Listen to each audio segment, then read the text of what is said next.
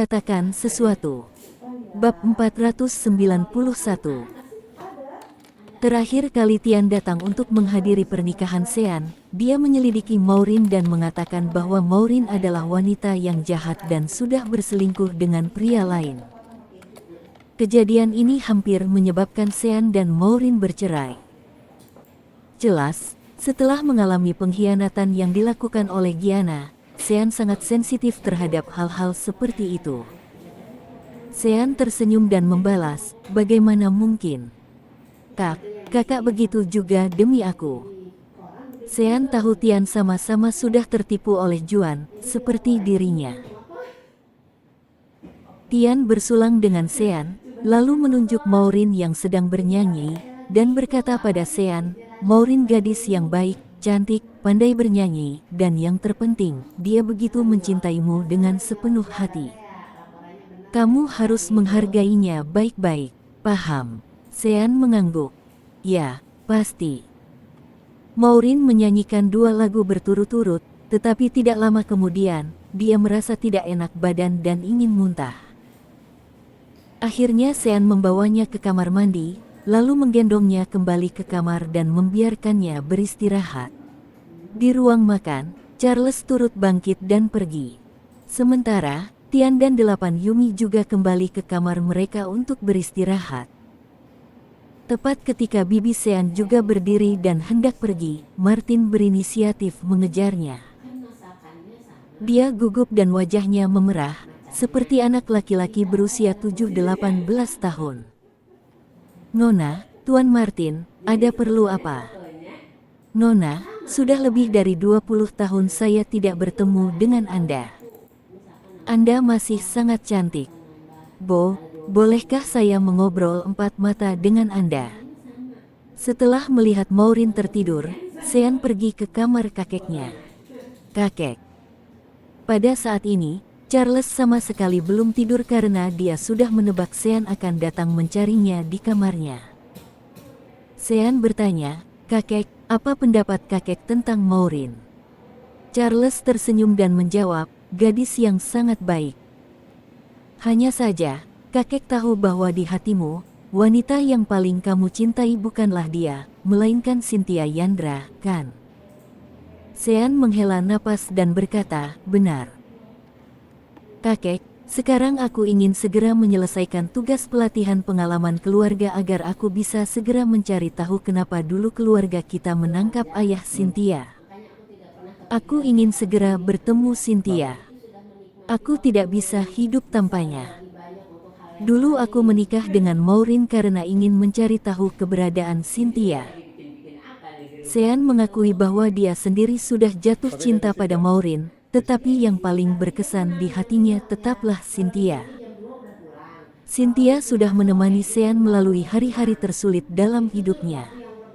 "Kakek, sekarang aku sudah menyelesaikan pelatihan bisnisku. Apa ada pelatihan lainnya lagi?" tanya Sean. Charles berkata, "Nak, kamu baru saja pulang. Beberapa hari lagi, kakek akan memberitahu tugasmu yang selanjutnya. Dalam beberapa hari ini, kamu bawa Maureen untuk jalan-jalan di sini dulu saja dan temani ibumu. Kakek takut kalau memberimu tugas sekarang, besok kamu akan langsung pergi." Sean mengangguk. "Baiklah. Kalau begitu, kakek segera istirahat. Aku kembali ke kamar dulu." Keesokan paginya, Maureen bangun dengan pandangan yang kabur. Sean sudah bangun sejak tadi. Dia tersenyum sambil menatap Maureen dan bertanya, "Kakak yang mulia ratu, sudah bangun?" Maureen mengusap-usap matanya dan tampak bingung. "Hah? Siapa kakak yang mulia ratu?" "Tentu saja kamu," jawab Sean, "suaramu nyanyianmu begitu bagus." Maureen terkejut. "Tadi malam aku menyanyi." Maureen jelas sudah mabuk dan lupa apa yang terjadi tadi malam. Sean tersenyum dan menjawab lagi, "Iya. Kamu bahkan menyanyikan lagu Korea sambil menari. Kamu bahkan menarik kakekku untuk ikut menari. Entah itu menari telanjang atau menari tiang, aku tidak bisa menghentikanmu." Sayang, aku tidak menyangka kamu memiliki sisi yang begitu bergairah. Maureen benar-benar tercengang. Dia tidak tahu entah perkataan Sean sungguh-sungguh atau hanya bercanda.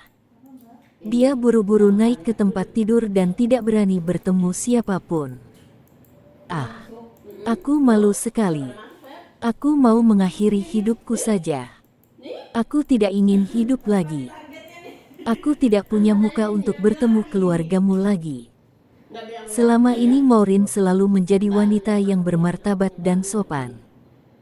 Ini pertama kalinya dia datang ke rumah keluarga suaminya, tapi dia malah melakukan hal seperti itu.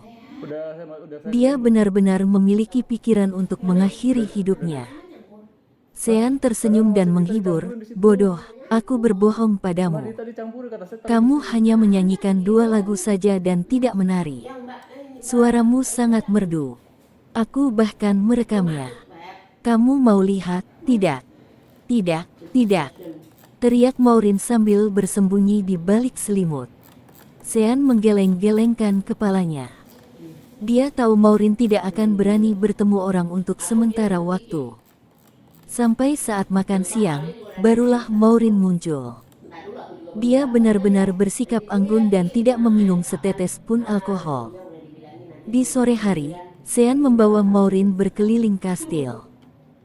Ketika keduanya keluar dari kastil dan sedang mengagumi kebun yang indah, telepon Sean berdering. Gianna. Begitu melihat layar ponsel, Sean mendapati itu telepon dari Gianna. Dia tidak ingin suasana hatinya rusak karena Gianna, jadi dia tidak mengangkatnya. Namun, Gianna terus menelepon lagi dan lagi. Sean pun akhirnya tidak punya pilihan selain menjawab telepon. Ada apa? Tanya Sean dengan nada yang dingin. Gianna langsung bertanya, Sean, di mana rumahmu? Untuk apa kamu menanyakan hal ini? Balas Sean. Aku sudah tiba di Inggris. Sekarang aku ada di Trafalgar Square. Aku mau pergi ke rumahmu, jadi jemput aku, ya. Pinta Gianna. Sean terdiam beberapa saat. Dia tidak menyangka Gianna bahkan mengikutinya sampai ke Inggris. Dia menggerutu dalam hati, sekarang dia sudah bukan istriku, jadi untuk apa dia kemari? Sean menjawab dengan terang-terangan, kamu mau apa, Gianna? Kenapa aku harus menjemputmu dan membawamu ke rumahku? Sadarlah. Sekarang kamu bukan istriku. Kita sudah bercerai. Sean memang berjanji pada Gianna bahwa ketika pergi ke Inggris, dia akan membawanya ke kastil untuk bertemu dengan kakek Sean. Namun, itu karena waktu itu Sean masih mencintai Gianna. Sekarang Sean sudah memiliki pengalaman bersama Cynthia dan Maureen, jadi cintanya untuk Gianna telah lama menghilang. Pokoknya aku tetap mau ke sana. Kalau kamu tidak datang, aku akan terus menunggumu di Town Square dan tidak akan kemana-mana.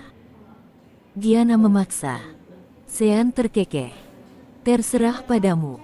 Tunggu saja sesuka hatimu. Aku tidak datang sendiri. Aku datang bersama anak kita. Sekarang anak kita ada di sebelahku. Meski kamu tidak mengkhawatirkanku, harusnya setidaknya kamu peduli pada darah dagingmu, kan? Gianna bersikeras.